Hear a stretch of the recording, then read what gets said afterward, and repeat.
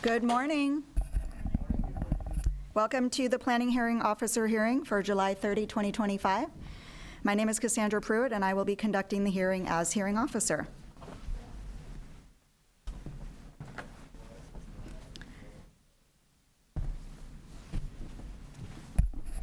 The first step of the hearing is to read to the audience an important information about the hearing procedures, so please take a listen. The Planning Hearing Officer meeting is being broadcast live on Glendale TV, viewable on Spectrum Cable Channel 6 and AT&T UVerse Channel 99. Meetings are also streamed live in high definition on the city's webpage at glendaleca.gov/live and at youtube.com/myglendale, and on Apple TV, Roku, and Amazon Fire devices using a free app called Cablecast, and then choosing Glendale TV from the menu. Meetings are also archived on the city's website for viewing anytime at glendaleca.gov/agendas. For public comments and questions during the meeting, please call 818-937-8100. City staff will be submitting the questions and comments in real time to the appropriate person. This morning, we have one case involving a discretionary permit application. The hearing will proceed as follows. First, I'll read the description of the application request. Then I will read the reports received from other city departments and other letters or communications from interested parties. Then the case planner will make a brief overview of the case, give analysis, and make a recommendation. Next, the applicant will be called upon or connected by telephone stating their name and will be asked to present the case within a 15-minute time limit. Then others in support of or in opposition to the application and interested parties who are present at the hearing will be called upon to give comments, stating their name and speaking within a 3-minute time limit. After in-person commenters speak, then callers on hold will be connected to share their comments, also within a 3-minute time limit. For all speakers, whether in person or by phone, please note that a timer will chime when the time limit has been reached. The applicant will then be given the opportunity to make closing comments within a 5-minute time limit in response to any testimonies given. Lastly, the hearing will be closed and the case taken under submission if a decision is not rendered immediately. If the evidence presented in the application and at the hearing meets the required findings of fact set forth in the Glendale Municipal Code, then the project can either be approved or approved with conditions. If the required findings of fact are not evident, then the request will be denied. After the hearing, the decision will be prepared in writing and will be in the form of a letter sent to the applicant and to all persons who responded to the public notice, either by speaking at this hearing or by submitting written responses, and who have provided their name and contact information. The date of the decision will be the date appearing on the letter. Records of decisions for all projects will be posted online on the Planning Division's website. Under the appeal provisions of the Glendale Municipal Code, Title 30, Chapter 30.62, the decision may be appealed to the Planning Commission within 15 days of the date of the decision. Anyone wishing to appeal must file online using the city's permit portal. For any additional information regarding the appeal process and submittal, please contact the case planner. Notification of this hearing was accomplished by the use of public notices, which were mailed to property owners and occupants located within 500 feet of the subject property. Public notices were also physically posted on the site in question and placed in the local newspaper. These official proceedings of the planning hearing officer's hearing are being televised live and may be viewed online on the city's website. With that, we will now begin the hearing.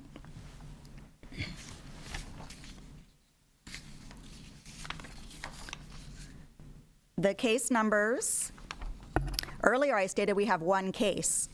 Actually, we have two, but it's for one project. So it's one project and one hearing.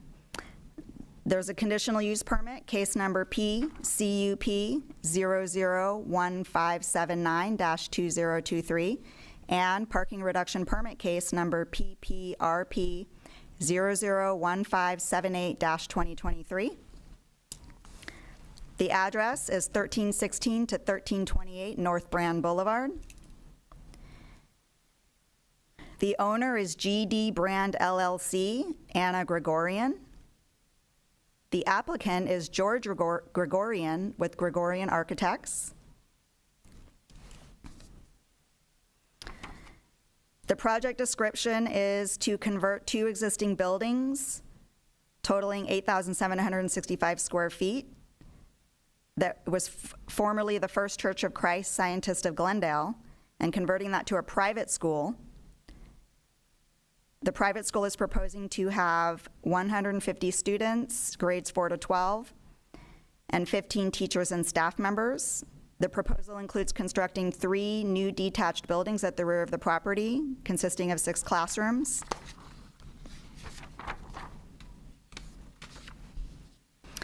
And this private school use is required to have a conditional use permit in the R2250 medium density residential zone. The other request is for a parking reduction permit to allow the private school to operate without providing the required 142 on-site parking spaces. Instead, they would provide 41 parking spaces.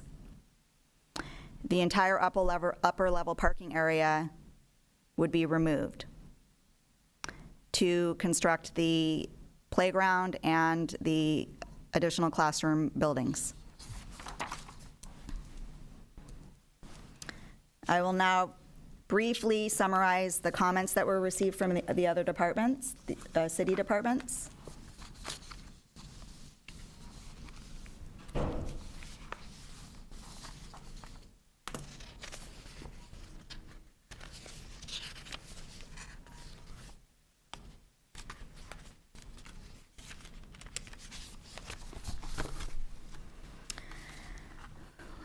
Comments were received from the building division.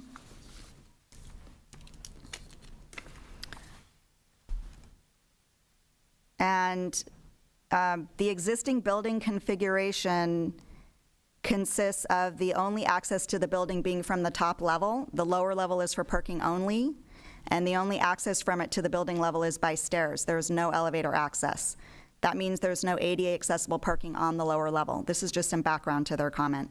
So the comment from building is that the current proposal to remove all of the upper level parking results in removal of the ADA accessible parking, which is not allowed unless a full parking analysis of existing and proposed parking is provided per the building code, and that the accessible parking spaces should not be reduced without that analysis. There's also a number of other building code standards that relate to the operation of schools that needs to be addressed, including but not limited to required open gathering space in case of an emergency. And then the fire department issued comments relating to complying with the fire code standards. That relates to fire sprinklering, fire alarms, and access. And I believe those were the only significant comments that were received. Is that correct? Okay.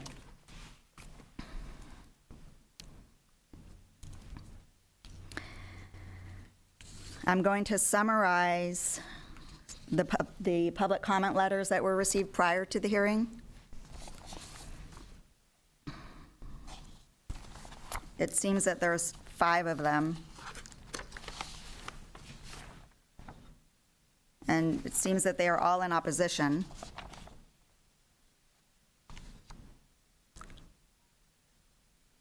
The first one here from Eric Gorfain, talks about the parking and the fact that on the trash days, there's no available street space to place the trash cans, and there's congestion on the weekends.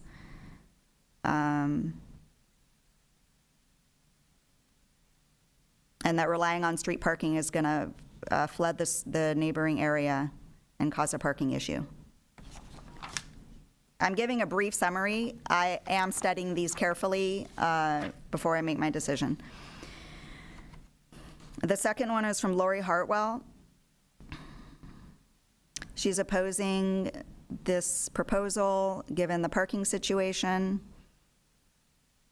The neighborhood already struggles with limited parking. She also mentions the trash days. Expansion of a school that led to further, oh no, she's saying expanding the school is going to lead to further parking challenges. Okay. There's another one here from Sharon Hefferon.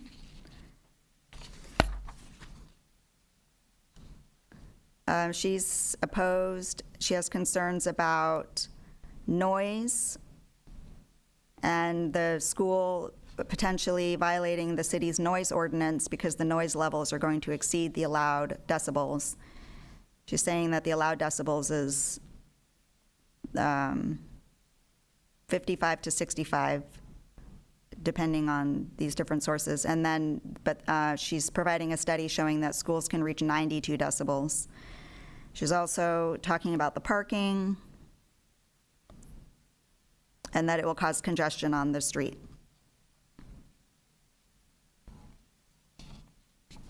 Okay. Another letter from Osbet and Laura.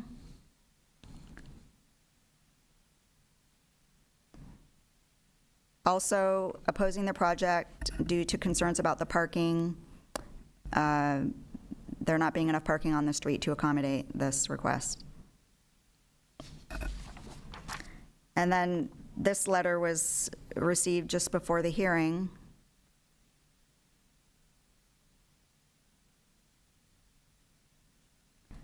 Concerns about the parking, it's in opposition, especially during school events.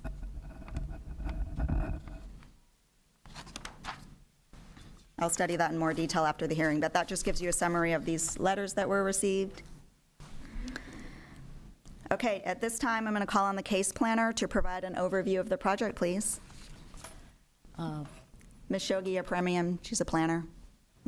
Planning Hearing Officer Pruitt, members of the audience, both present here and watching us live, good morning. I'm Shogi Apremian, the case planner for this project. I will provide a brief overview of the proposed project. The project is located at 1316 to 1328 North Brand Boulevard, and we do have 2 separate applications for the same project. A conditional use permit application, case number PCUP 001579-2023, and parking reduction permit application, case number PPRP 001578-2023. Ms. Pruitt, my presentation is for both of those applications. Just a quick overview of the proposal to convert two existing buildings totaling 8,765 square feet. It was built in 1990 as a church building. The proposal is to convert to private school. The name of the school is Scholars Preparatory School. And they're also proposing to construct 3 new detached buildings, 750 square feet each, and a new playground area at the back of the property. The school is proposing to have 150 students, grades 4th to 12, a total of 15 teachers and/or staff members. The school will be operating Monday through Friday, 8 a.m. to 3 p.m. Tutoring program may be offered until 5:30 p.m. for registered students only. They're proposing staggered drop-off and pickup times. 41 parking spaces will be used for the school operation, located in the lower level parking, which is in the subterranean parking area. Student drop-off and pickup operation will be conducted inside the lower level parking. The zoning of the property is R20 to 50, medium density residential. The project was reviewed under California Environmental Quality Act, CEQA. Staff determined that it's categorically exempt as a Class 1 existing facilities and Class 3 new construction or conversion of small structures, because the project involves 3 new classroom additions not exceeding 10,000 square feet of floor area. We're looking at the project location, the location map, which shows that the project site is approximately 33,840 square feet and is located on the east side of Brand Boulevard between Randolph and Mountain Streets. The surrounding development includes single and multifamily. The zoning directly behind the project site is R1, a floor area ratio 2, which is single family or low density residential with Casa Verdugo Historic District overlay. To the north and to the south is also multifamily development. To the west, which is on the other side of Brand Boulevard, the zoning is R1250, high density residential with multifamily development. I put some photos up. The photo to the left is the street view from Brand Boulevard looking at the 2 buildings. The building to the left is where the sanctuary building was, and the building to the right, to the south of the property, is where the nursery school or the other uses for the church was located. And then the applicant provided some additional photos. The top photos include the view from Brand Boulevard, different angles. The middle area photos show the rear of the property, which you can see it's surface parking area at the upper level. And then the bottom photos show the subterranean parking or lower level parking. I have the existing site plan, which shows the way the site was developed back in 1990. You can see the buildings facing Brand Boulevard and upper level parking, which includes 43 parking spaces at the top level. And then with the proposed site plan, you can see the 3 classroom buildings at the rear of the property with outdoor playground area. No proposed square footage is requested at this time for the existing building. So the existing building will not be adding any new square footage or any changes to the facade of the building. I just put the elevation plan as proposed by the project architect. This is a conceptual plan, what the new classrooms would look like. Of course, the design may change because the project will be reviewed and approved by the city's Historic Preservation Commission. I described that briefly in my staff report, that the church building is it's a historic resource, and our historic planner determined that it will be reviewed. Any additional square footage to the site will be reviewed by our Historic Preservation Commission. And again, as described by the hearing officer, we have two separate applications. One is a conditional use permit application because any private school in R2250 zone would require a conditional use permit approval to operate in that zone. With any discretionary applications, the burden of proof is on the applicant. I would like to remind that. As part of the project review, the project was routed to various departments, as you have mentioned earlier in the meeting, Ms. Pruitt. Public Works Traffic required a vehicle trip generation technical report, which was prepared by a licensed traffic engineer, dated February 4th, 2025. Our mobility planner also required the vehicle miles traveled VMT screening assessment, which was also prepared by the same traffic engineer. And finally, because the project involved a parking reduction permit application, a parking analysis report was prepared by JB and Associate, a licensed traffic and parking consultant. Staff and appropriate city departments reviewed all the submitted documents and provided comments, and some of those comments were also incorporated as conditions if the project is to be approved. I would like to go over the conditional use permit findings of fact, that the proposed use will be consistent with the various elements and objectives of the general plan, that the use and its associated structures and facilities will not be detrimental to the public health or safety, the general welfare, or the environment, that the use and facilities will not adversely affect or conflict with adjacent uses or impede the normal development of surrounding property. And fourth, that adequate public and private facilities such as utilities, landscaping, parking spaces, and traffic circulation measures are or will be provided for the proposed use. The staff report and the draft findings describe and explain these findings in support of the project if the applications are approved. And the second application is the parking reduction permit under D category. A reduction may be granted where the review authority finds that a parking need for the land use is not as great as for similar land uses, or the parking requirement for the land use established in the zoning code is greater than what will be needed by the land use. And number two, that the intent of parking regulations in compliance with all other applicable provisions of this chapter is met. And finally, sufficient parking would be provided to serve the use, intended, and potential future uses of the subject parcel. The most relevant study in this application is the parking study, which was provided by the parking consultant, and justified that the parking demand for the proposed school is much less than 142 parking spaces as required by code. All students will be dropped off and picked up, including driving age students, according to the applicant. Again, according to the report, 41 parking spaces will be sufficient for 15 teachers and visitors. The lower level parking will also be used as a drop-off and pickup zone during those hours.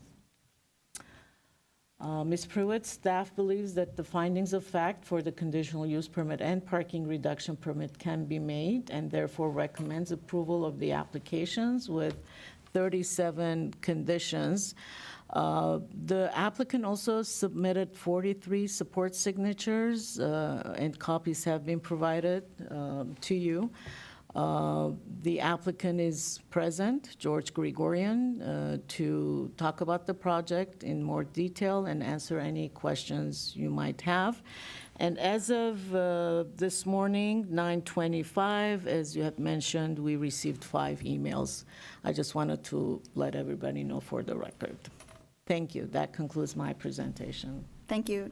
Couple quick questions for you. I think Public Works Traffic had a recommended condition of approval, or they had a comment regarding left turn into the site. and that would be monitored, and the applicant would be required to post no left turn signs or something, is that correct? That's correct. Okay. The Public Works Traffic reviewed all of the documents that they asked for. They agreed with the details of the reports, and they provided comments or conditions if the project is approved. Okay. That's correct. And basically what those studies were showing is that all of the traffic, or all of the traffic for drop-off is going to be routed into the lower level parking, routed off the street into the lower level parking. All the drop-off and pickup will occur down there, and then cars will come out. Is that correct? That's correct. All of the cars will enter the lower level parking, so a portion of the lower level parking will be organized where there's a drop-off and pickup. Both the Public Works required document as well as the parking study highlighted that in their report. Okay. Are there any other specific conditions of approval that are recommended based on department comments?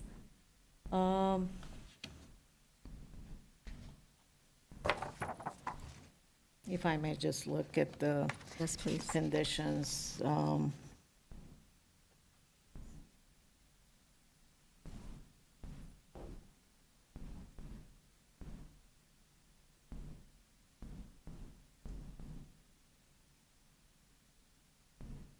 I think I included condition number 15 and 16 to make sure that the school operator clearly communicates with the parents in terms of how the traffic will be handled.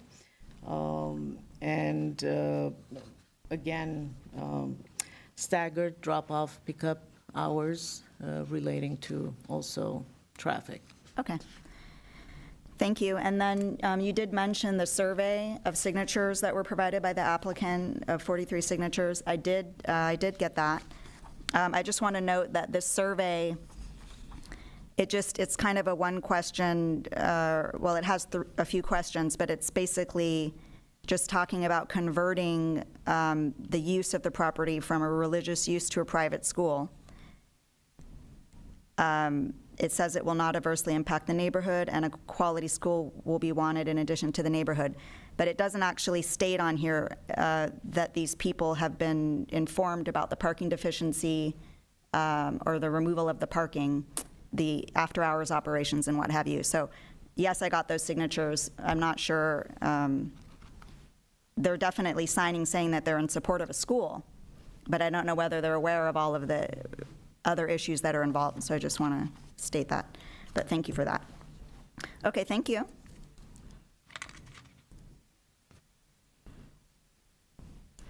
I'd like to now call on the applicant, please, and Mr.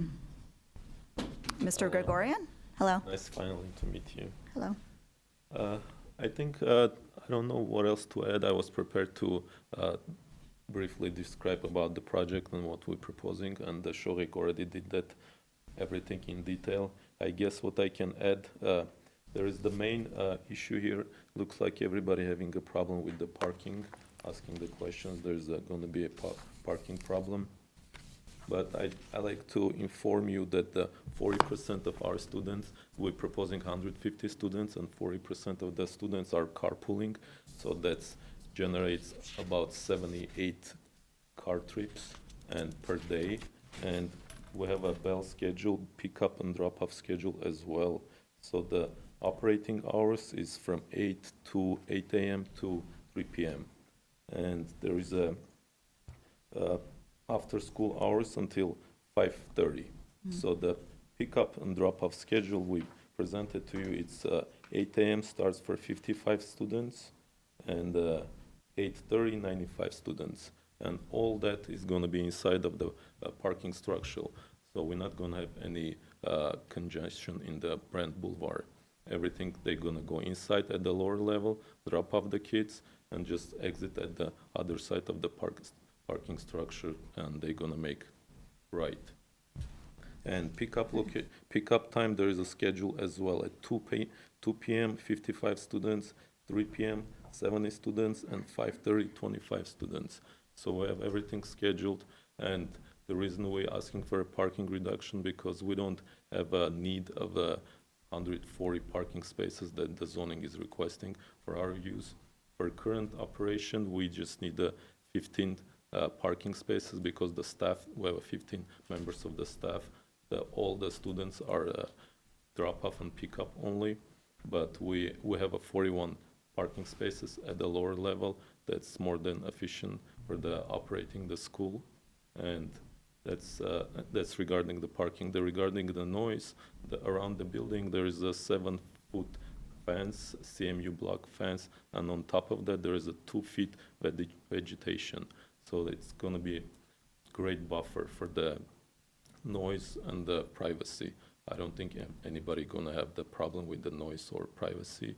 And one of the Shohek conditions, we're going to have only 30 students at the time, at the recess time. So the noise level is not going to be significant. I think whoever is opposing, they mixing the private school with the public school. The public school, they have over 2,000 students.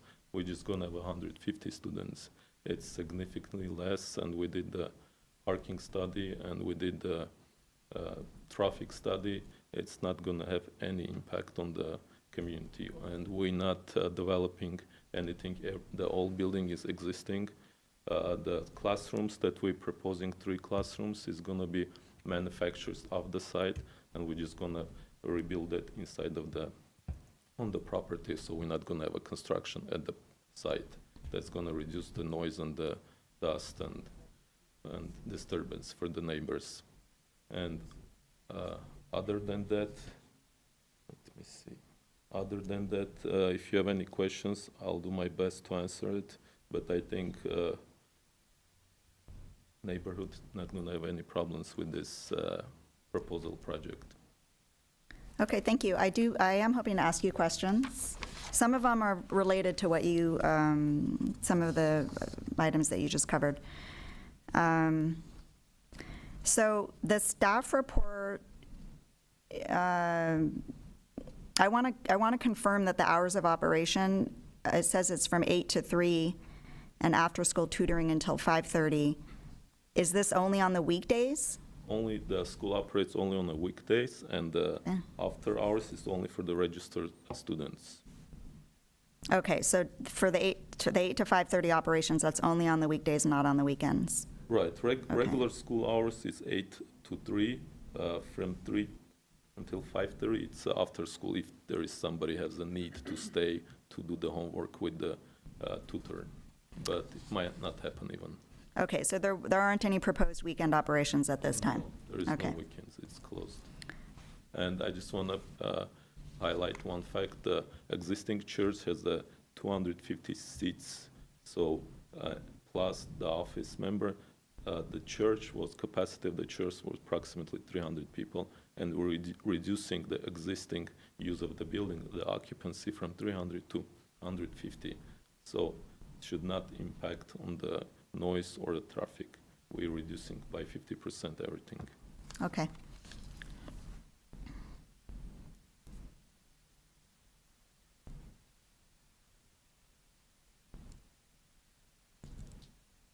Thank you. So the proposed conditions of approval talk about having a school policy that the students won't drive to school. How many students are estimated to be of driving age from 16 to 18 years old? 9 or 8.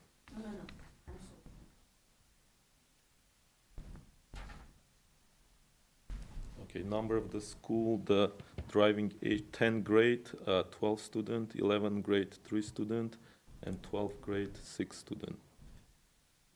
That's Number of the students, right. The driving is 3. We have 3 students. Number of the driving students? Yes. Okay, so in grade 10, you have 12 students. In grade 11, you have 3 students. In grade 12, you have 6 students. Okay, thank you for this. Just driving, but policy, Okay. school has a policy, strictly drop off and pick up. There is going to be no driving students. Okay, I mean, okay, but, so grades 10 to 12, that's the driving age? Yes. So right now, there's 21 students of driving age. Okay. I understand that you're saying that, there's a policy not to Right. drive. But.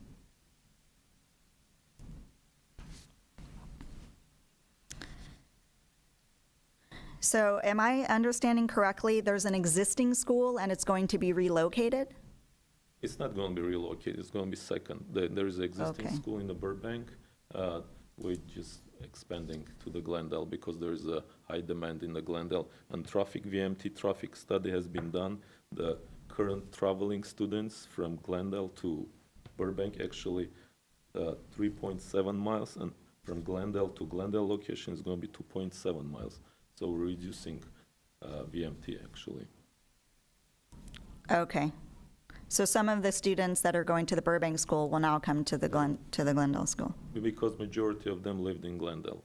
That's Okay. why, yeah, there is a demand in the Glendale location. Okay. And so this information that you provided over here, of the current students that are going to the Burbank school, three of them are driving? Okay, thank you. But even in the Burbank school, there is a pickup and drop-off. Nobody drives there either. You're already running a pickup drop-off operation there. Yes, there is a Okay. pickup drop-off operation there from day one. Nobody drives there.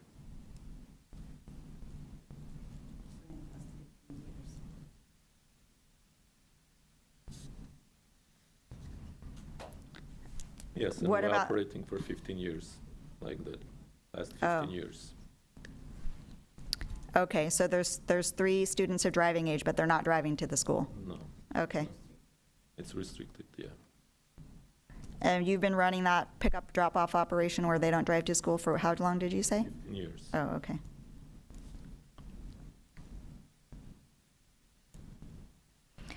So you just hand out a informational flyer or something like that when the student and the parents enroll in the school, and you don't have them sign anything that says that they promise not to drive to the school? It's just kind of understood? They sign the waivers and the documents that's requesting for them to drop off and pick up only. Oh, okay. Yes, of course.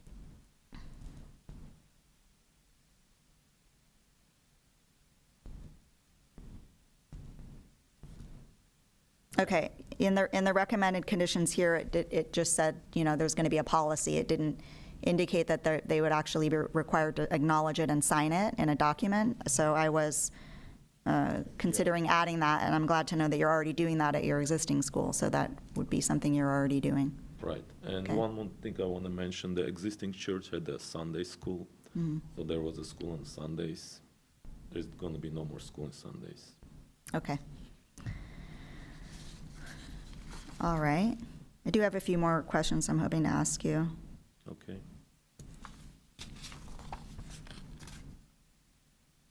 Okay, that's done.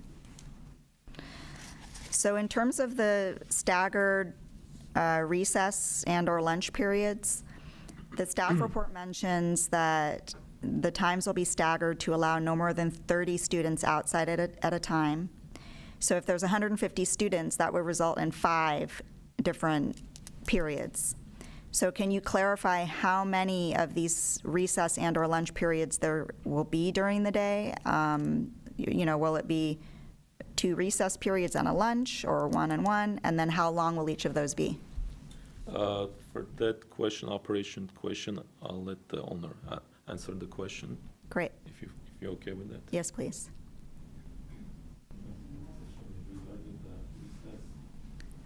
And please make sure to state your name for the record. I'm Dr. Grigorian, the principal founder of Scholars Prep School. Okay, okay. I'm sorry, may I ask for you to move the microphone a little bit closer, just to make sure everybody can hear? Okay, thank Now, you. okay. I hope so. My name is Dr. Grigorian. I am the principal founder of Scholars Prep School. It's been established 20 years ago. So right now we have preschool to high school.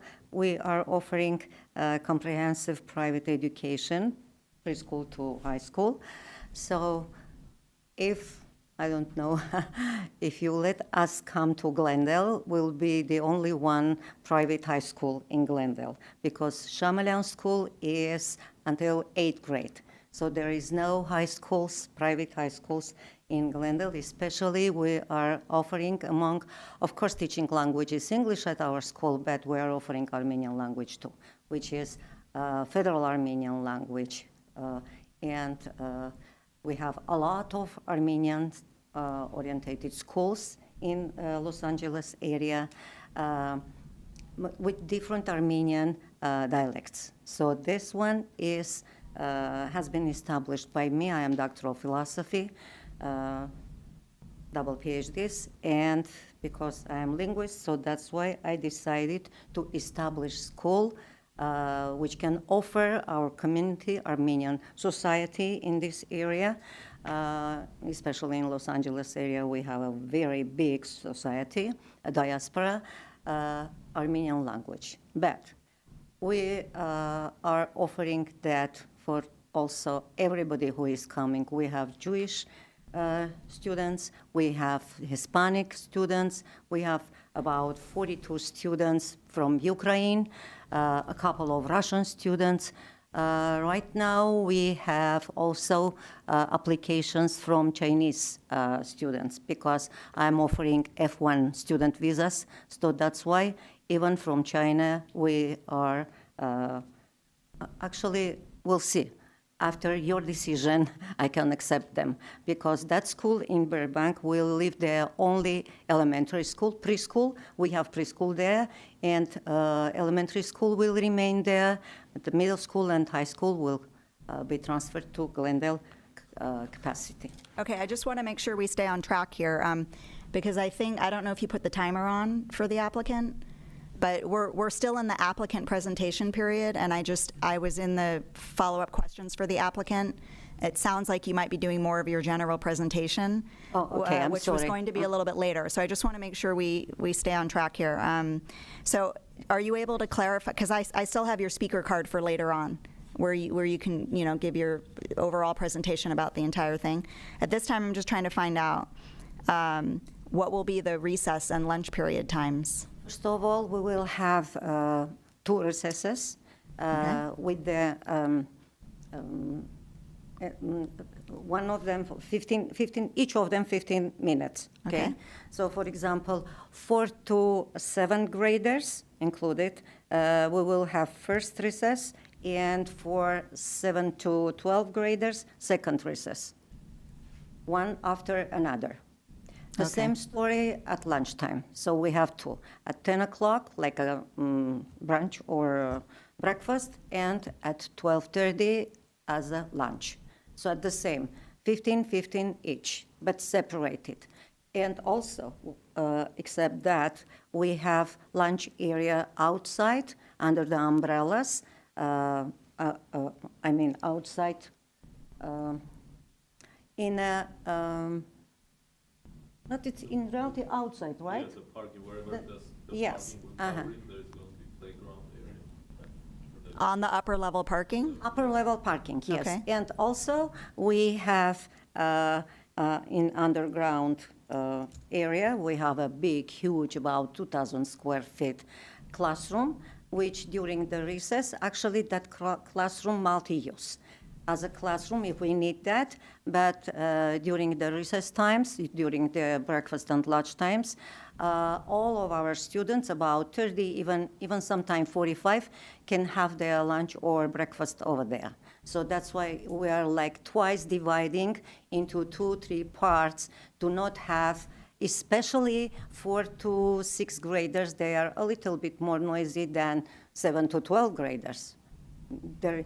Because of that, I decided, and we talked about our parents, we decided that for smaller kids, 4 to 6 graders, and we have about 22, 23, 19, about half of student body will go downstairs to have lunch or breakfast.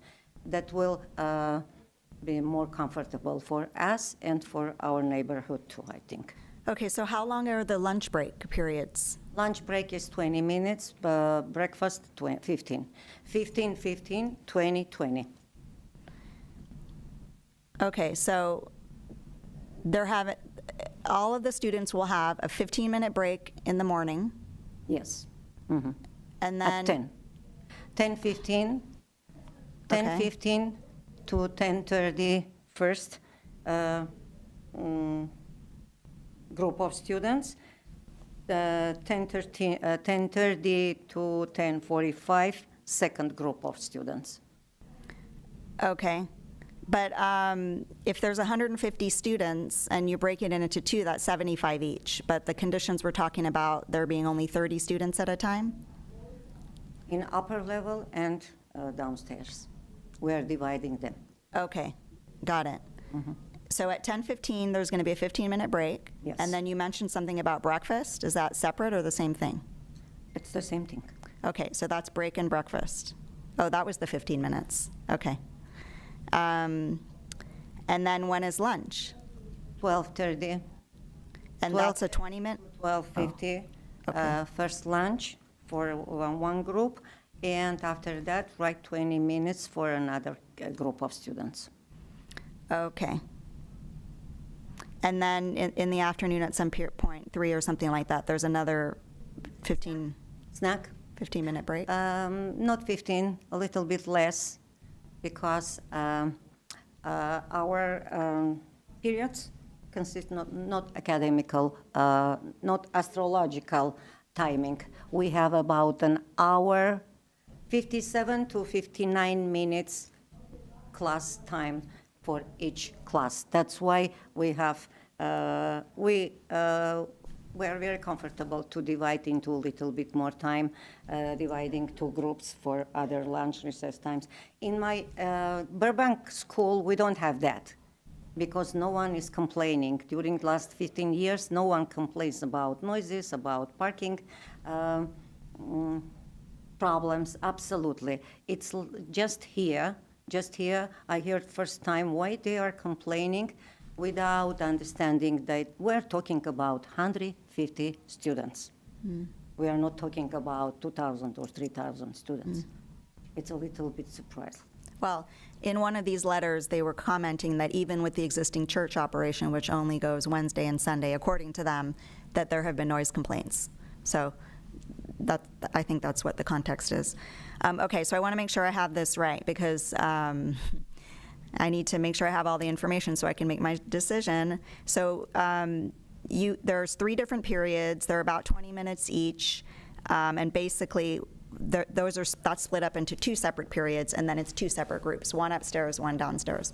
That's correct. And then for the one that's downstairs, is that always going to be the 4th to 7th graders? Do they have to be outside during certain times of the day? Is there required outdoor time? Of course, yes. Okay. After lunch, after snack, they have about 5 to 7 minutes to play, to run a little bit. They're kids. But So- I'm sorry, just one correction. We are offering usually dance classes or martial art classes and art classes and singing classes. So because of that, in this capacity, we have to. In other capacities, I'm going to buy another building, maybe aside from Glendale, okay? Just because I don't, my kids to play, to run, to be noisy, because they are kids. They are our kids. Every parent needs to hear very high laughing from their kids because they are happy, right? So, but in this capacity, everybody is like pushing me to be, go and die. I'm sorry about that. But I don't know what kind of approach is this. They don't have kids. What is this? It's something a little bit not understandable for me. All of us, everything we are doing for our kids. So they have to be a little bit,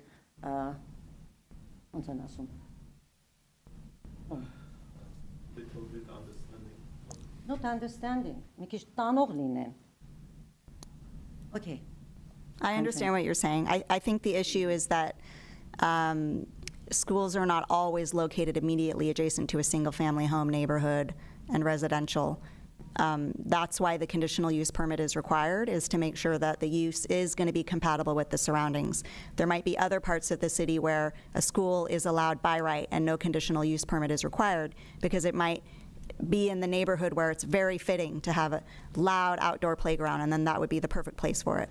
So that's why, we're going through this process, is just to make sure that it really is going to fit in, and that it won't, the two uses aren't going to be conflicting with each other. So, okay, to make sure I understand this, so for the younger class, which you pointed out, of course they're going to be more noisy. They're probably running around more and what have you. Are they going to be outside during all of their break periods? Have you worked that out yet? You mean for graders? They are Yeah, actually not noisy. The group that you said is the 4th to 7th graders? Yeah, after lunch, after breakfast, yes, they will have about 5 to 7 minutes to play in playground area. Okay, Of so course. you mentioned that during each of these periods, they're going to be broken up into two groups. There's going to be one group upstairs outside and one group in the downstairs area. So is it going to be, how's that going to work? Are the 4th to 7th graders outside and the older kids are inside? No, first of all, they have different time of recess, and also play like go and play for how much you want to. No, they are usually playing during the PE time, during dance time they are dancing. So they have a lot of, about 2 hours per day, they have dancing and PE. PE outside, martial art classes inside. So less noisy. And outside, only one class. For example, if 10 graders, there are 12 of them. If they are playing basketball, there is maybe about 2 noises. Give me this, give me that. But when 4th graders, first of all, I have 2 4th graders there, 4th A and 4th B. So I divide it into 16-16 to have them less noisy, to have them more peaceful. And as we used to do that during last 10, 12 years maybe, so we don't have problem with that. It's not something new for us. Okay. I'm not clear on who's going to be inside and who's going to be outside. I was asking about that because you had mentioned that. Inside will be 32. About 70 students will be inside, lower division. 4, 5, 6, and 4th, 5th, and 6th graders will be inside having lunch or snack. Others, 7 to 12 graders, outside, because they are more not noisy. Noisiest group will be inside. They will go outside just to run a little bit, to play a little bit right after lunch. Only this group. So 7 to 12 graders, they are not going under ground level to have lunch or snack. They are always outside in upper parking level. And they are totally, completely not noisy. Okay, so are you suggesting that it'll just be the older kids that are outside and the younger kids will always be in the downstairs area? Only for play, they will come out. Small kids, only for a little bit play. After snack and lunch, they will come out.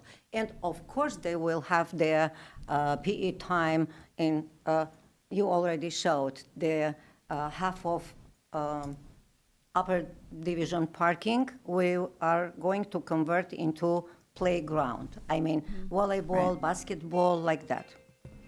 Okay. Wait, I'm sorry. can you turn on?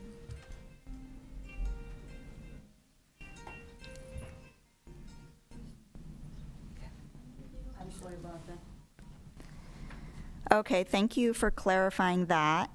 Now, you mentioned the PE, that this will be separate from the breaks that we have just discussed. Of course, yes. Okay, and so can you tell me about that? How many PE? Is it a 1 hour and, Just twice a week. Twice a week. Twice a week we have dance classes. Twice a week dance classes only inside of building. Okay, we have a stage there. We have everything. It is former sanctuary for church. Now the dance classes we will have on a stage, and PE or martial art classes we will have. If the weather is not very rainy or very shiny, we will play on upper division playground. We will have our PE classes outside. If the weather is bad, we have not very big, about 1,000 square feet area, converted into martial art class. Okay, so let's say that the weather's great and PE is going to be outside for the entire summer. So how many, you said 2 times per week there's going to be PE? It's just 2 times per week for everybody, for all the students? Because we divided 5 times into dance and PE. We have that right from the Department of Education. Okay, Other schools, they have 5 days PE only, no dance classes or after-school dance classes. No, we divide it into PE and dance classes. okay. So I'm, Each class has 1 hour, 1 period of PE on Thursdays and Fridays. okay. So that's 1 hour. Yes. And then how many of those will there be? I provided you with the PE until 10th grade. After 10th grade, there is no PE, no dance, nothing. It's just academical level classes. So for example, 10 graders, 12 of them, they will have on Thursdays and Fridays, 1 hour of PE. 9 graders, the same. 8 graders, 21 of them, 1 and 1 hour. Others, okay, the biggest class is 6th grade, and we have 23 students there. Yes, if it's they have PE, they'll go out to play there, to run there. Okay, But so, under the supervision of coach, of course. okay, thank you. So they're going to go out by grades? Yes, There will only. be, okay. Only. So there's basically 1 class per grade. Okay. You know I'm asking a lot of questions about this is because I'm trying to understand what is the extent of, the number of children and how many hours during the day will there be kids playing in the playground? Because there's been concerns from the neighbors about the noise that will happen there. So I'm trying to get a good understanding of, what is going to be the impact of that? So that's why I'm asking all these questions. Okay, if we'll consolidate all together 1 hour of PE during the day, not more than half an hour, not more than that during the day. It's a very unique school. I'll explain what kind of school is this. We are not there only to play, to run, to make noises. No, absolutely not. Our students, I'll show you a little bit later. I don't want to interrupt you. It's a different kind of school. Okay. It's like an academical, very high level Ivy League school. Our students going to Harvard, to Stanford, to UCLA directly by passing college. Because I am author of a lot of universities. I have 9 of them. And I came to this country to establish university. But after very deep investigations, I decided that before that you need to be famous. Because a lot of nice universities over here. So who are you? Just came and established university. Let's start from school for your kids, especially I established that for my kids. So that's why I'll explain, if you'll give me that opportunity, what kind of school is this. That's why half an hour per day, it's truly enough to run and to make noises. I don't like that. I'm a professor person. I just don't like that. Okay. Of course. Okay, thank you for Yeah, clarifying that. Okay, I think I have enough information to get to the answer I was looking for this. I do have some other questions. I'm not sure which one of you will want to get to them, but let me get to those. This might actually be something you want to talk about. So the staff report talks about other events that will take place at the site that are different from the typical class time and after-school tutoring that happens during the week. I'd like to get more information about that. So it mentions back-to-school nights, graduation programs, and 2 to 3 special holiday programs per year that may go until 10 p.m. at night. Can you provide an estimate of the total number of those types of events that will take place during the year? Of course, just 3 times per year. It's back-to-school events on September 1st, then Christmas party, and graduation ceremony. Just 3 times. Okay, so in the report it said back-to-school night, graduation programs, and 2 to 3 special holiday programs per year, but it sounds like it's just 3 total. Holiday celebrations at all, no. It's 3? Okay. Just 3, yes. Okay. And then, will any of those be taking place outside of the building, or will those all be inside of the building? Inside only. Even a graduation ceremony? Yeah, we have very nice auditorium, so that's why it's a good opportunity for us, and very accommodated, actually. We already had twice, during this period. That was the only one opportunity to celebrate Christmas or graduation ceremonies.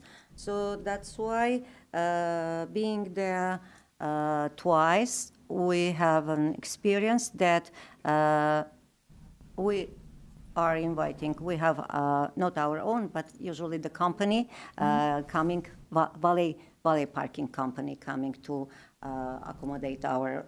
But usually, right now, we don't have any classrooms in upper division upstairs, so that's why the whole parkings like this enough for our parents, because mostly parents, they are working, they are live around. That's why not a lot of, more than maybe 100, 120. That's why even during that period, during that events, we never had traffics over there, never.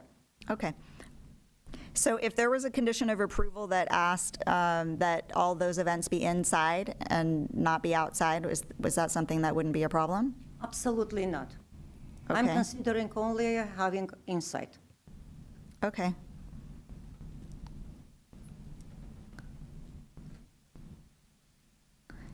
And then, are those events happening on the weekend, usually, on the weekend? No, They're weekdays. happening on weekdays?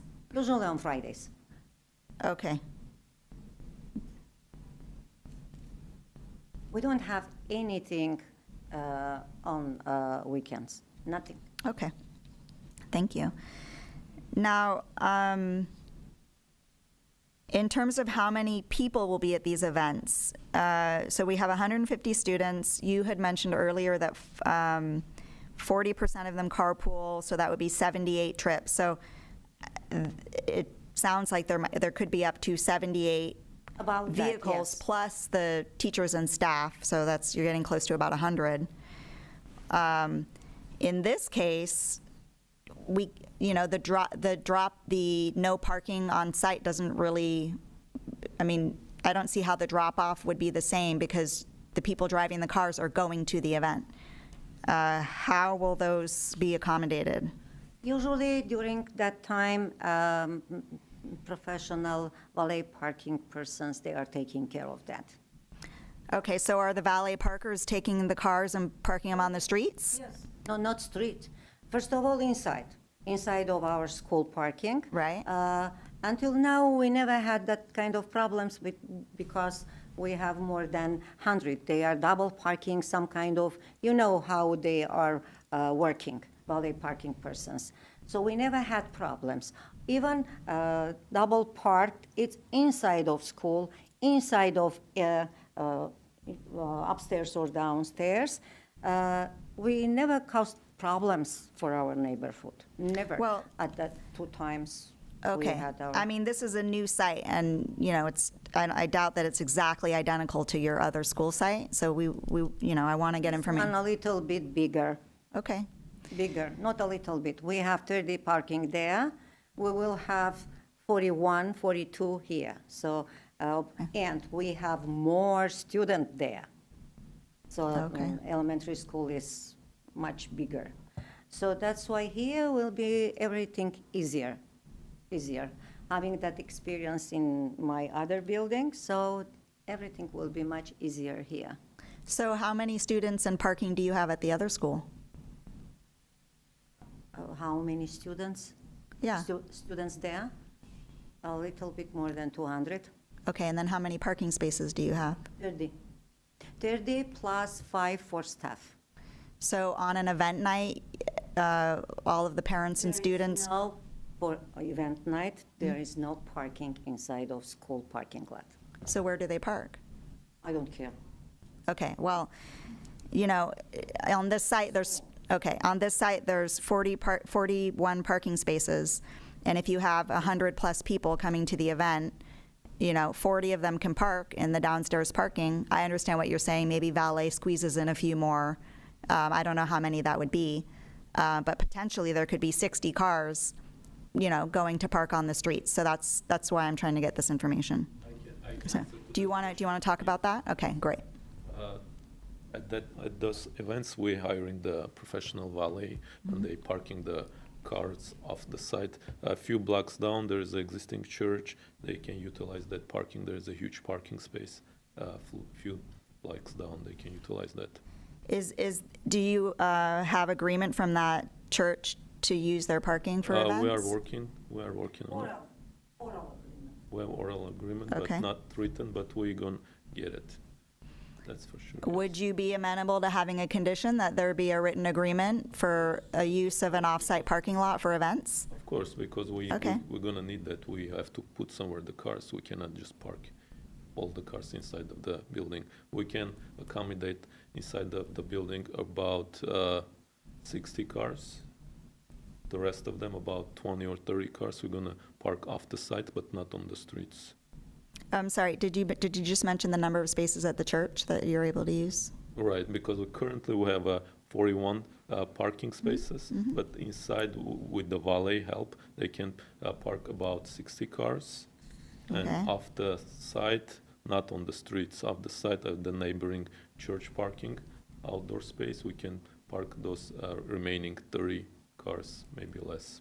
Because a lot of the people or students, they actually leave or they carpool, 40%, more than 40% carpool, Okay. yes. And then, do you know how many spaces are at that church that you were mentioned? The church, yes, I believe it's over 60.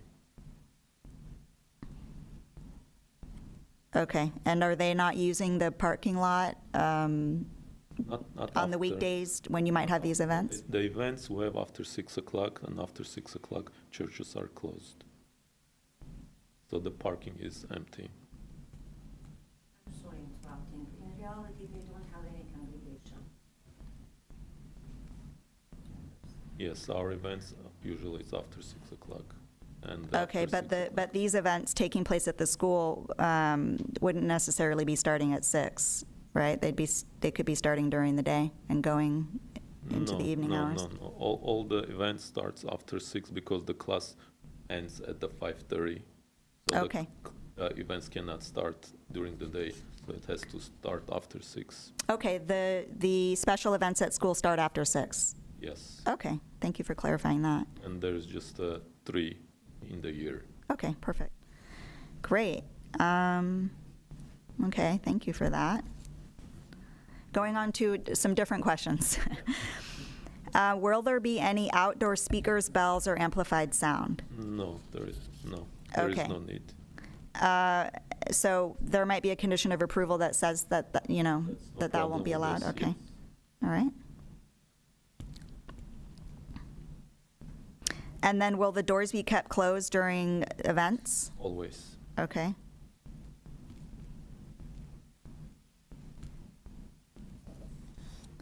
All right.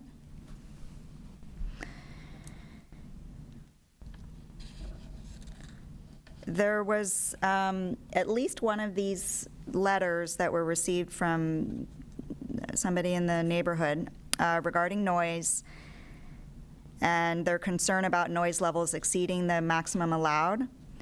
I know you mentioned that there's a wall and some landscaping on top of it.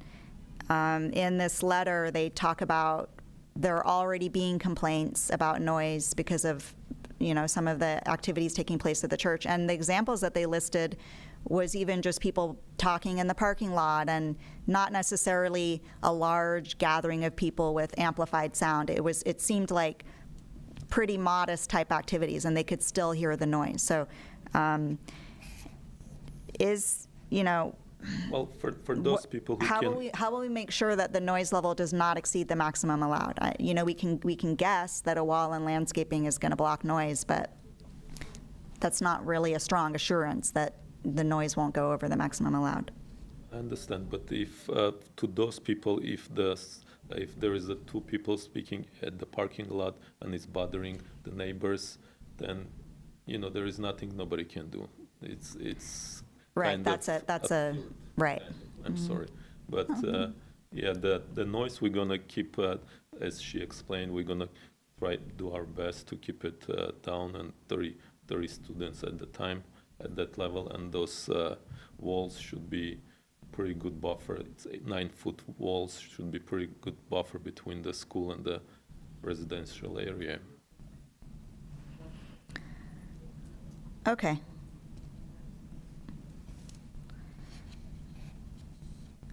All right, and then I want to mention one thing, which is in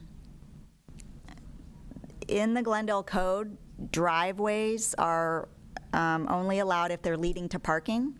So if the entire top level of parking is being removed, by code, those remnant driveways wouldn't be allowed to be in the setback. So normally they would be required to be turned into landscaping or something like that. It seems like there are some comments from fire and building that might affect the design. Maybe there will have to be some parking up there. So if the driveway is required for access to parking, then, that'll be okay to maintain. But for any driveway that's not going to be used for that purpose, it will be required to be restored to some level of landscaping. It's understood that fire access is required as well. But I'm just mentioning this because that might also be something that's added into the conditions, is to address that. Yes, and I'm aware of it. We're short on the landscaping. We need to, when we go to the building department for the bungalows, we just need to add some landscaping as well. Probably we're going to use that area for the landscaping. Okay. I think that's all my questions at this time. Let me just make sure before I let you go. Okay, thank you very much. Thank you very much.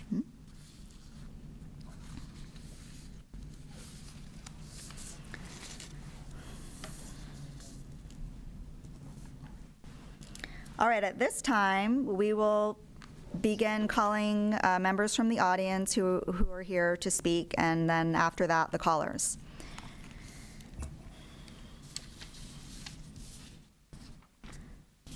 In order of them being submitted, Anna Gregorian's here.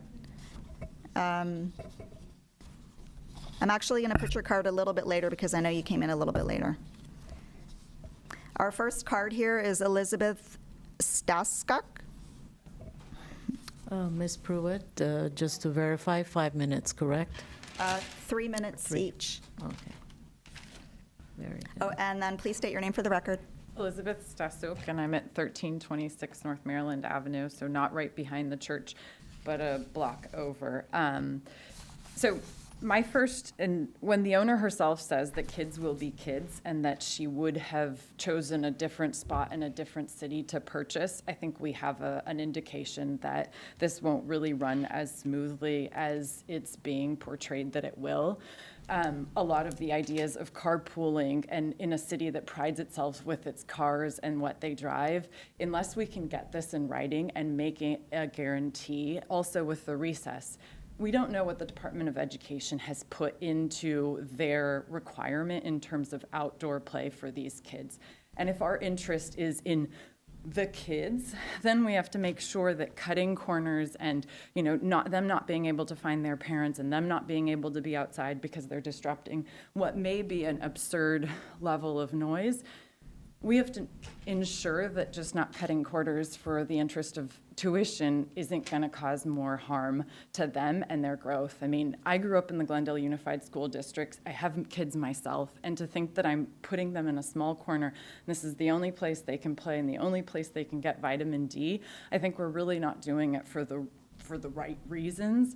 And my proposal would be, why not use it at its current state before expanding it? Try it, take it out for a test drive, see if it's gonna work, see if they have enough place to play, see if you can put them in the left corner of that lot before you build and expand. We haven't done that. We don't know what it's gonna be like. We don't know the noise levels. Before you bring in more, before you expand, see that you can even function at the weight that you're currently holding before, putting in more investments, because then it's just going to be even harder to push back. And I understand her concern. She put money into this and she can't use it now for what she wants to use it. My parents are in La Crescenta, and the Chameleon School there is on Lowell, and they're blocks away.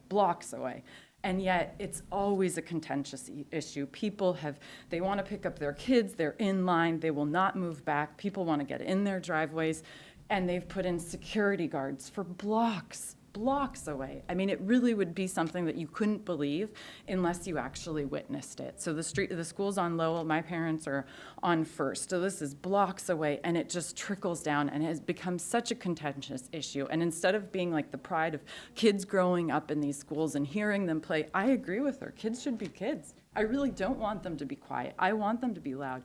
But if that means that we're putting it in a place where it's not appropriate, where it's a residential neighborhood, are we really doing it for the right reasons? And sometimes you have to step back and say, look, I bought this, it's too much, it's not gonna work out, and understand. There was an event a few months back, and it went for the cars were everywhere, for streets and streets. That was one simple event. Unfortunately, when it goes off, time's up.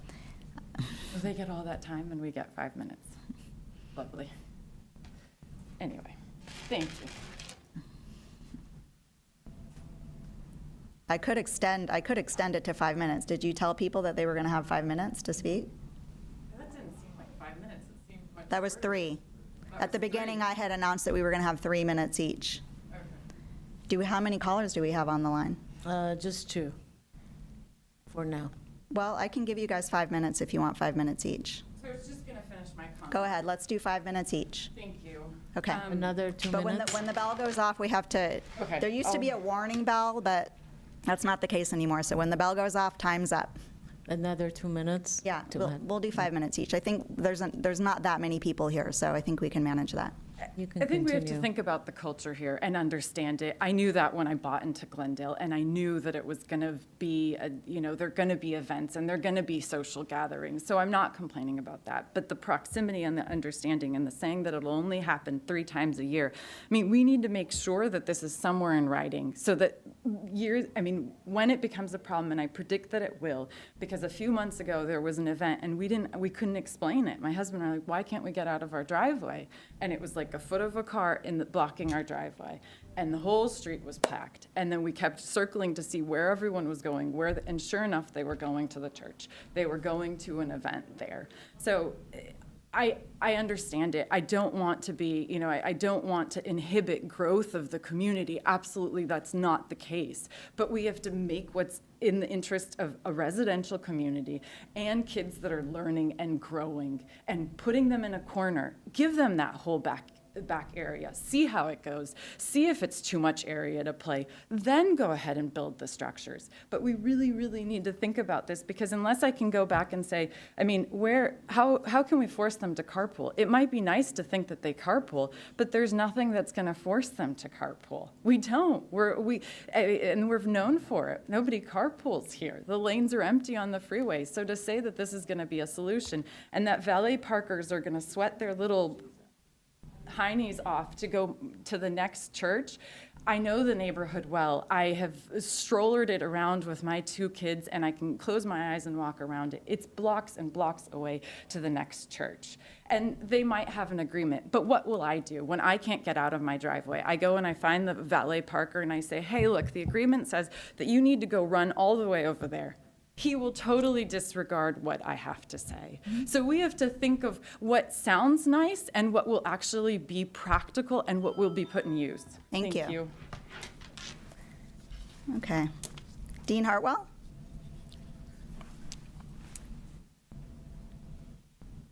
Can you hear me? I can hear you. Okay. Planning Hearing Officer Pruitt. Please make sure to state your name for the record. Thank you. No problem. My name is Dean Hartwell. I live at 1311 North Maryland Avenue. And I can see where this school is going to be from my backyard, and I can also hear it. And I want to say, I don't have any children. I used to be one. And back in grade school, my classmates would get out, we'd play football, 10, 15 of us. We weren't quiet. It's third down. No, it's fourth down. That pass was incomplete. We'd get, a little bit loud. I can hear this coming. And please don't get me started on basketball. How many times will a ball bounce in the course of an hour? Also, I want to say I care where people park. Trash day is Friday. And just about every Thursday afternoon and Friday, it's difficult to find a parking space. And that's how it is now. You add 1 or 2 more cars to the mix, it will throw things off.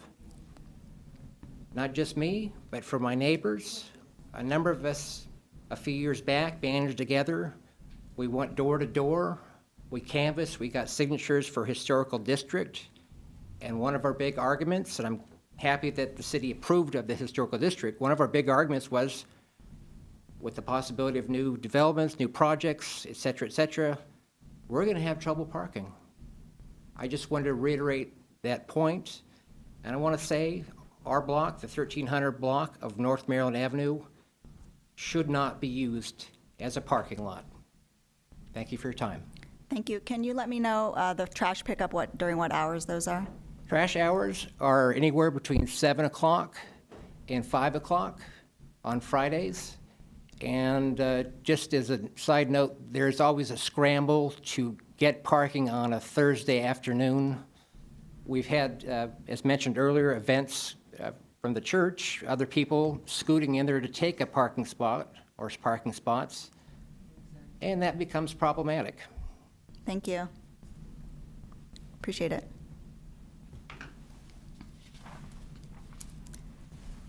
Henry Bardakian? Please state your name for the record. Henry Bardakian, and live in 1331 North Maryland Avenue. We are just abutting the church property. And we've been living there since 1982. And the church was, I think, was built about 1990. And we had minor issues during construction of that church, which wasn't, because we have a pool.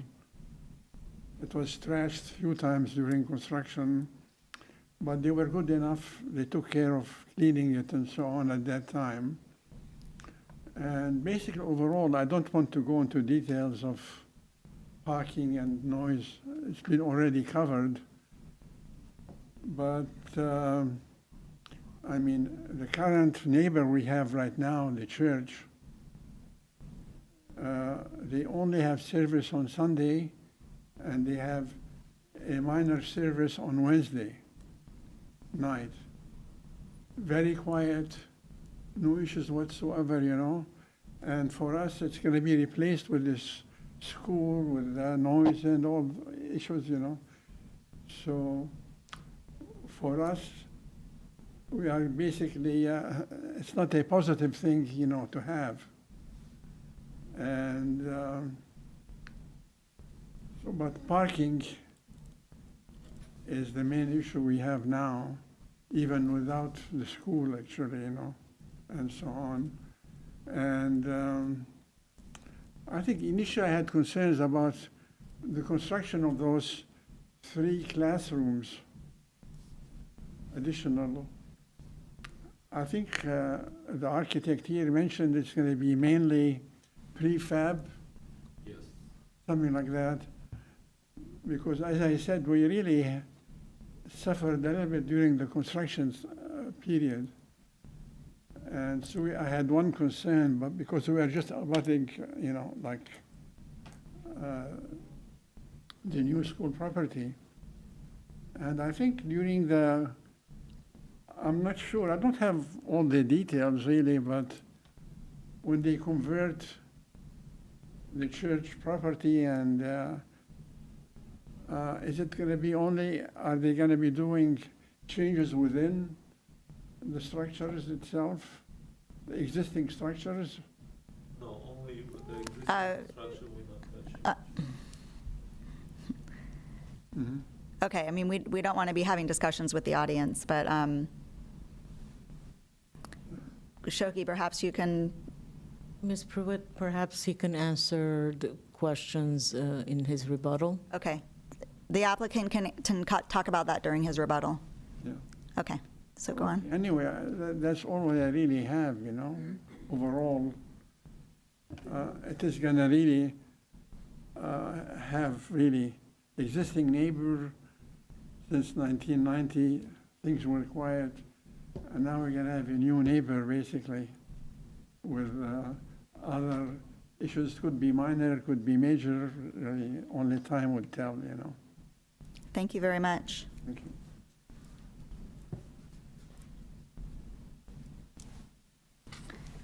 Next speaker card is Grace Peverini.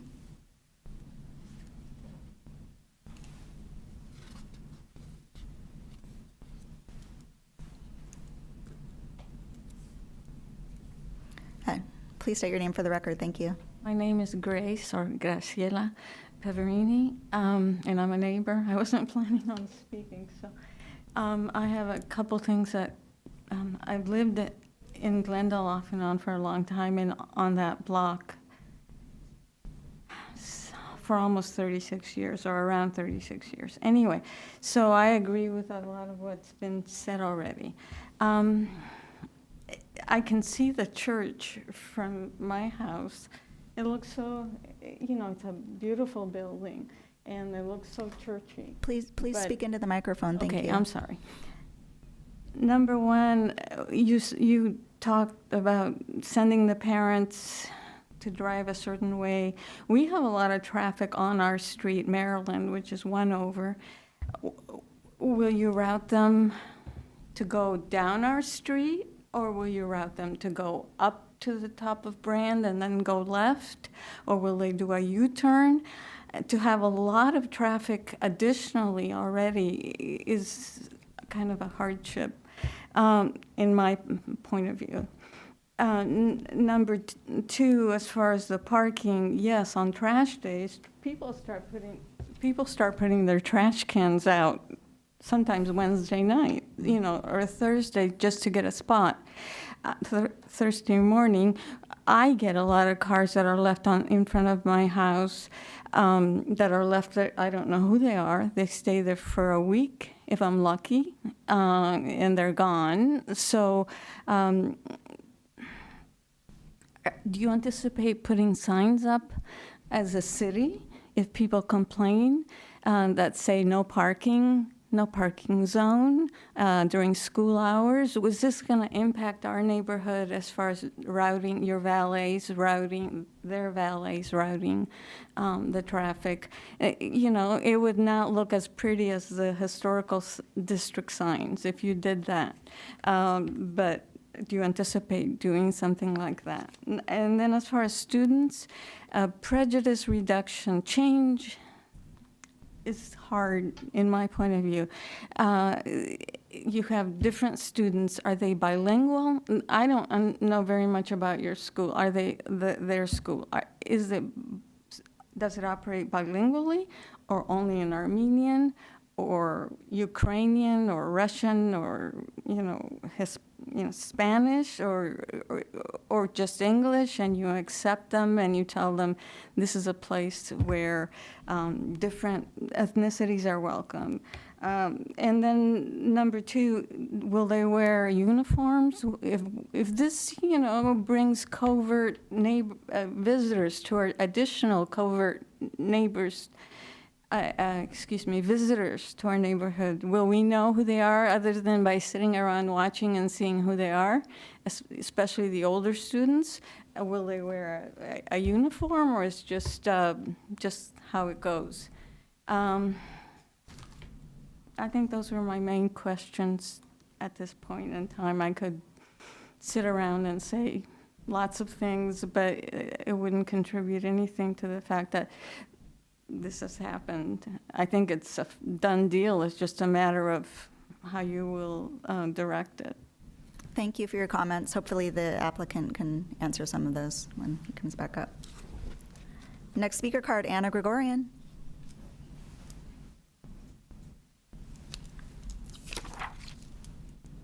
Thank you. One more time, my name is Anna Grigorian.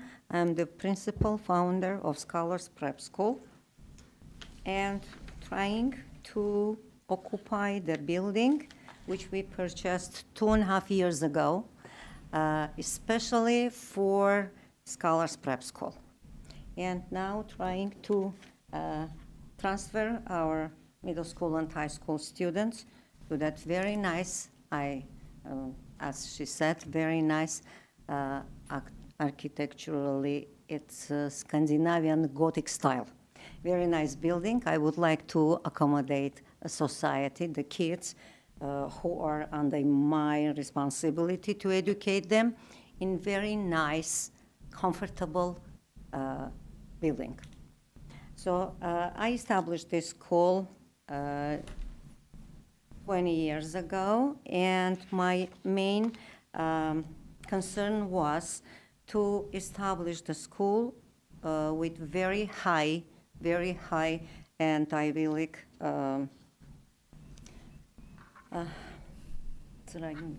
program. As I told you before, I have 9 other universities. I established a lot of different educational facilities, educational like colleges, starting from 1979 until 1919.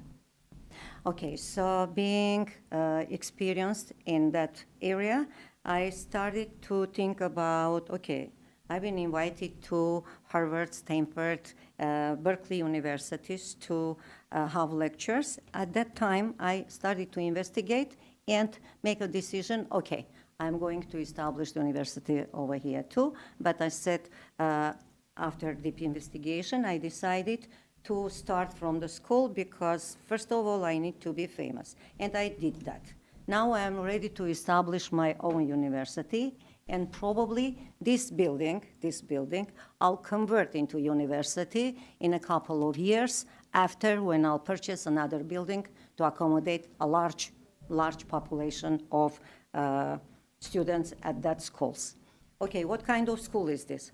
We recently got our for next six years WASC accreditation. If you want, I can provide you with this documentation. Okay, for next 6 years.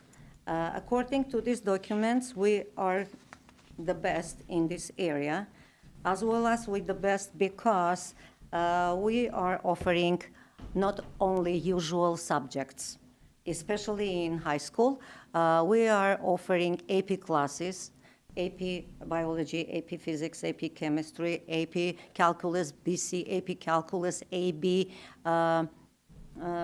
Literature and Composition, AP Government and Politics. Okay, so a month ago, we received the results of our students. I brought this for your consideration. So it's a very, very good education style, very good curriculum. You can see, can I show you, please? Yes. Mm-hmm. And if you would like to submit that as testimony, we can accept that too. Yes, of course, this is for you. Okay. So I would like to say, I'll provide you with this document.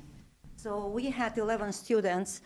They had AP classes, and 9 of them got 5. The GPA is 4.0 usually. I'm sure you have your own kids.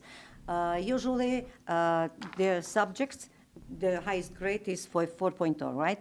But having AP class, that is coming to 5.0. So we have 9 students with 5. It's impossible even pass with C, with 3, but our student passing that. All 11 of them are now ready to be transferred to that building. Not only that, not only APs, but also I can provide you with last 3 years SAT examinations results. I'm trying to explain what kind of school is this. This is like a little bit lower than college or university.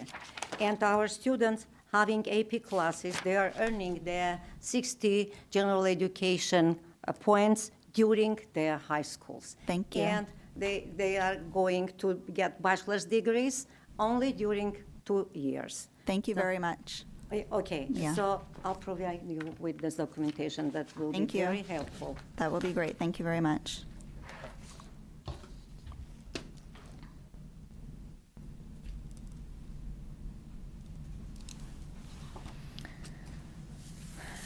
Okay, we are going to transition to taking callers. I do want to make one comment. One of the commenters said it's a done deal. It's not a done deal. The decision has not been made. I was asking earlier if the applicant was amenable to certain possible conditions of approval. That's just to gauge whether, you know, that would be something that they could do if it were decided that it could be approved with conditions. But the decision has not been made. I'm here to collect all the information and make a decision that complies with our Glendale Municipal Code. Okay? Just clarifying that. So how many callers do we have on the line? Good, I have 4 people on the line. They may be duplicates, but we'll start with 1. Great, thank you. Hello, you're on air. Can you hear us? Hello? Yes, you're on air. You're calling planning hearing officer. Please make sure to state your name for the record.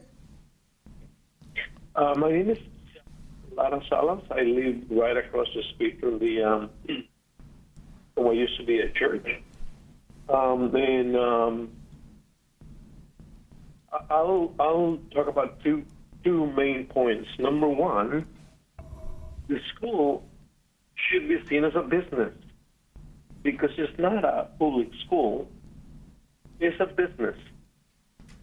And as such, all considerations for parking should be taken into consideration for a business.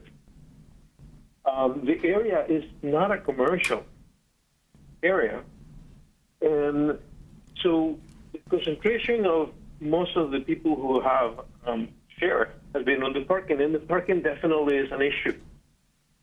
But please correct me if I'm wrong. It is well known in Glendale. This particular stretch of street on Brown Boulevard, from Mountain all the way to perhaps the church close to the Ralph, is extremely dangerous. On a daily basis, you see Lamborghinis, Audi cars speeding like crazy. And these are the kind of cars that I have seen parked when they have had activities in the school. There was at least 1 or 2 occasions in which I saw 2 Bentleys, one black, one burgundy. And they were parked in 2 spaces. 2 spaces. And that's not just, it's like people who are driving into these parking spaces feel entitled. And the other thing is, like someone said before, you cannot force people to behave in the way that you want them to behave. If I put myself in the shoes, and chances are that a lot of these people own businesses, and early in the morning when they're dropping their kids, are they going to go inside the cavern of the parking that the building has? Actually, chances are they will not. They will take whatever parking spaces they feel entitled to park and drop their kids. Again, for the benefit of the students themselves, it's a dangerous location. Because the same kind of cars that are going to be parking on the street are the same kind of cars that are speeding like crazy on the street. And so that's all I have to say. But let's remember that the school, as a school, I don't have any problems with education. But this school is a business. And everything that the people involved in this business are going to tell us is going to be rosy. So please, let's see this school as a business for what it is. Thank you. Thank you very much. The next caller, Arthur, you're on air. Can you hear us? Arthur? Arthur?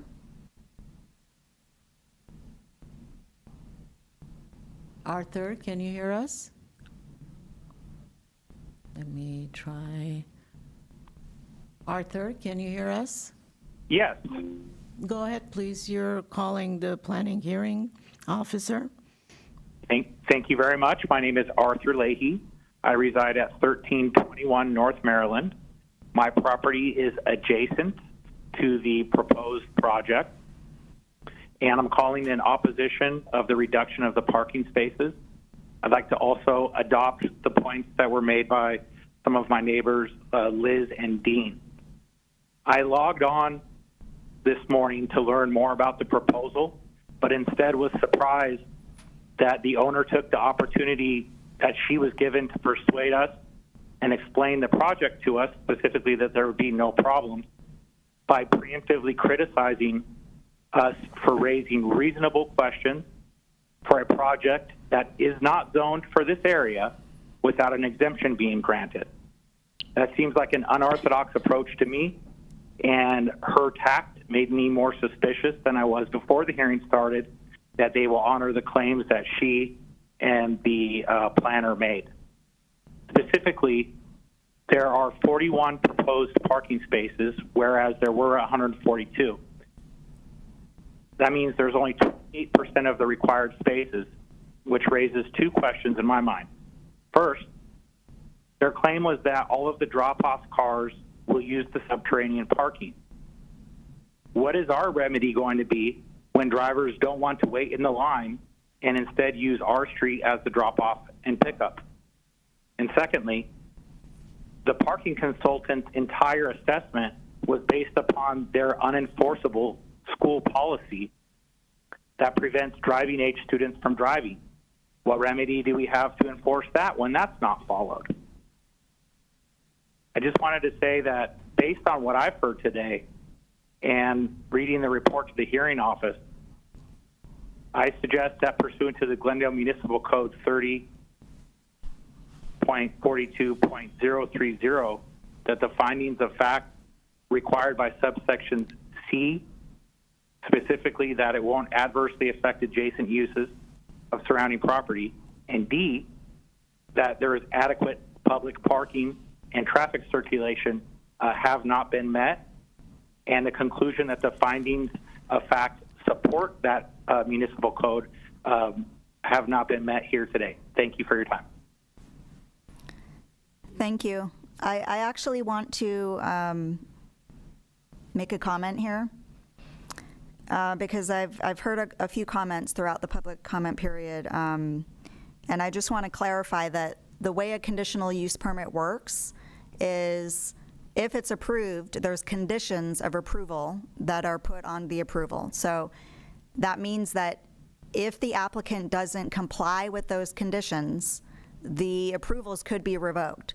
So if the conditions are written in a way that require, certain things to be done and those things aren't happening, that does jeopardize the ability of the applicant to continue that approval. So that's how that works. And if findings of fact are made that show that it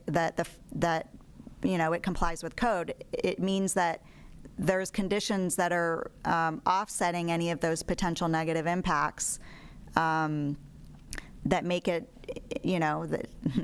the result is that it would meet the findings if you impose these conditions of approval. So I hope that clarifies how that works, and that's why there's been some discussion about conditions of approval to see if there's things that can be done that would make this work in the neighborhood and would offset these concerns.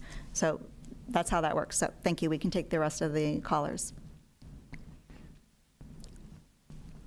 Mr. Barnes, you're on air. Can you hear us?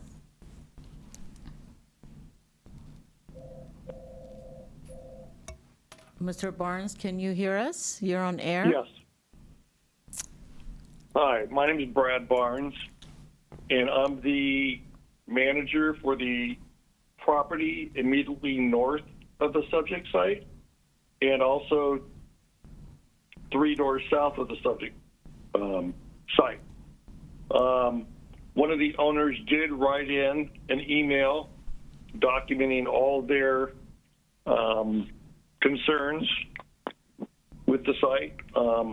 My comments are, how is it going to be monitored that there will be 150 students only? Is the first one. The second, how is the no student parking going to be monitored? Point number 2.